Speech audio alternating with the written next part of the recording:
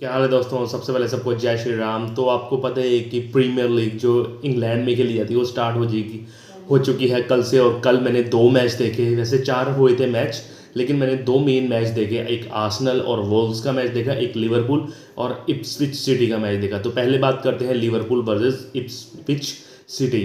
तो Ipswich city के लिए बहुत ही एक प्राउड मोमेंट था कि उन्होंने 2002 के बाद अब क्वालिफाई किया है किसी प्रीमियर लीग के सीज़न में। तो उनके लिए बहुत बड़ी बात है। और मेन बात ये है कि उनके जो मेन प्लेयर खेले थे 11 में से 10 प्लेयर तो डेब्यू कर रहे थे प्रीमियर लीग में। तो आप देख लीजिए कितना इनएक्सपीरियंस था उन लड़कों में और कितना प्राउड मोमेंट होगा कि आप एक बी डिवीज़न की टीम से उठकर अब ए डिवीज़न की टीम यानी कि प्रीमियर लीग इतने बड़े मंच पर खेल रहे हो। तो उन्होंने अपना पूरा टैलेंट ज़ाया नहीं करने दिया और पहले ही हाफ में बहुत तगड़ा रिस्पांस दिया लिवरपूल को। और लिवरपूल अपना एक दूसरा एरा स्टार्ट कर रही थी, सेकंड चैप्टर स्टार्ट कर रही थी आर्ने स्लॉट का। तो आपको पता है कि जर्जन क्लॉप ने रिज़ाइन कर दिया था मैनेजर के रूप में पिछले साल, लेकिन इस साल अब आर्ने स्लॉट एरा आ चुका है और काफ़ी अच्छा रहा। लेकिन पहला हाफ आर्ने स्लॉट और लिवरपूल के लिए बिल्कुल भी नहीं अच्छा लगा। पोजेशन लूज कर रहे थे लिवरपूल के प्लेयर, खासकर जो उनके डिफेंडर थे क्वांशा ने दो तीन मिसेस किए, ड्यूल्स वो नहीं कर पा रहे थे, बॉल नहीं खींच पा रहे थे उनसे, और पासिस और डिस्पोजिशन बहुत हो रहे थे और पास एक्यूरेसी बिल्कुल भी नहीं अच्छी थी। लेकिन अगर दूसरी बात हम इप्सविच सिटी की बात करें तो उन्होंने बहुत ही बढ़िया कंट्रोल रखा पहले ही हाफ में। उन्होंने दिखाया कि हम भी लड़ सकते हैं, बहुत अच्छा खेला। और मैदान में एड शीरन भी आ रखे थे क्योंकि वहीं से ही वो उस जगह से ही वो बिलोंग करते हैं। और बहुत ही अच्छा रहा पहला हाफ, 0-0 पर रहा। लेकिन फिर दोबारा से हाफ में जो थी टॉक हुई होगी, पेप टॉक हुई होगी आर्ने स्लॉट की प्लेयर से, और वो दिखा। और दूसरे हाफ में जो खिलाड़ी थे पोजेशन रखने लगे, ड्यूल्स कंट्रोल करने लगे और अपोजिशन से बॉल छीनने लगे।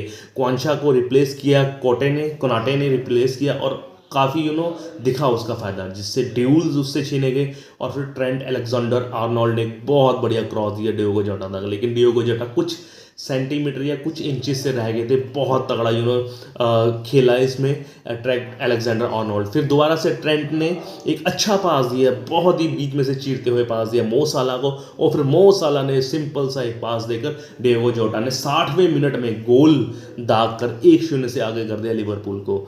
तो वहाँ से थोड़ा सा सांस ली उन्होंने, और कुछ ही चंद मिनटों बाद मो साला ने सिंपल सा गोल कर दिया, 2-0 से आगे हो गई। तो मो साला ने भी हिस्ट्री क्रिएट कर दी है। लगातार सीजन के ओपनिंग मैच में 9 साल हो गए लगातार गोल करा है और अपने ये रिकॉर्ड की बराबरी कर ली है। उससे पहले ये रिकॉर्ड किसके नाम था, उनकी बराबरी करी है, ये था फ्रैंक लैम्पार्ड के नाम, वेन रूनी के नाम और एलन शीरर के नाम। इन्होंने भी 9 बार ओपनिंग मैच में प्रीमियर लीग के गोल हासिल किया। तो 2-0 से जीत गई लिवरपूल। लेकिन फर्स्ट हाफ जाता है इप्सविच सिटी को, उनकी प्राउड मोमेंट को, उन्होंने जो लड़के खिलाए और जो खेले अपना 100% दिया, बहुत ही बढ़िया खेले वो। तो दूसरा मैच हुआ आर्सेनल और वुल्व्स का। यहाँ पर उल्टा हुआ। यहाँ पर क्या हुआ कि पहले हाफ में आर्सेनल ने पूरा दबदबा लगा रखा, लेकिन दूसरे हाफ में वुल्व्स ने काफ़ी तंग किया आर्सेनल को।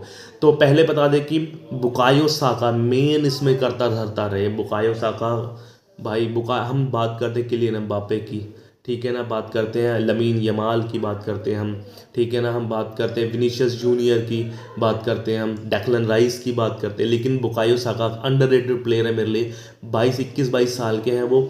उन्होंने शुरुआती करियर में काफ़ी उतार चढ़ाव देखे हैं। आर्सेनल को चैंपियन नहीं देख पाना, सिर्फ 2-2 पॉइंट से रह जाना 2 सीजन से, आपका यूरोज ना जीतना फाइनल में होते हुए। लेकिन फिर भी इस मैच में भाई साहब जो खेला ना, वो एक तो क्रॉस दिया जो काई हैवर्ट्स को 25वें मिनट पे, भाई मज़ा आ गया। क्या लेफ्ट फुट से, दोनों लेफ्ट और राइट दोनों फुट का उपयोग करता है वो। भाई क्रॉस बहुत तगड़ा था और काई हैवर्ट्स ने बड़े ही प्रिसाइज मोमेंट में वो गोल किया। 25वें मिनट में 1-0 से आगे हो गई। पहला हाफ आर्सेनल को बिलोंग करता है, लेकिन दूसरे हाफ में वुल्व्स ने बहुत अच्छा कमबैक किया। पोजेशन छीन रहे थे लेकिन वो डेविड राया की वजह से वो बच गए, वरना 2 गोल तो 100% होने वाले थे। 3 इम्पॉसिबल सेव्स किए डेविड राया ने।